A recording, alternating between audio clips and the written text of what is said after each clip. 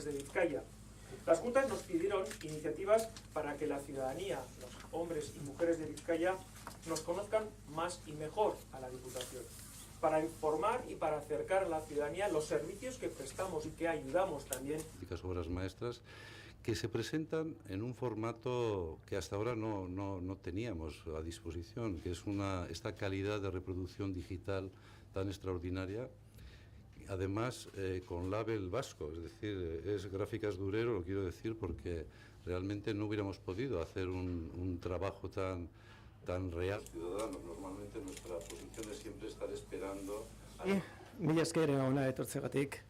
Baita ere eskerrak eman ondoan ditudanei Unai Rementeriari, aurkeztu berri duten ekimenagatik eta arte ederren. Escuelas presentes en la colección, los principales.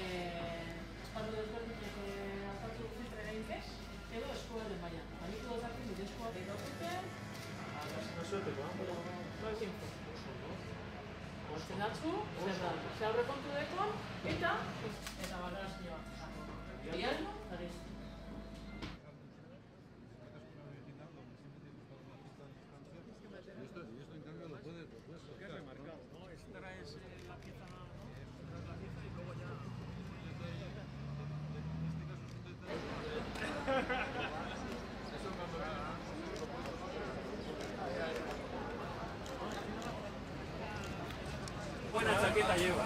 Qué buena chaqueta lleva. Gracias. Nosotros también, Si la suelo ver, sí.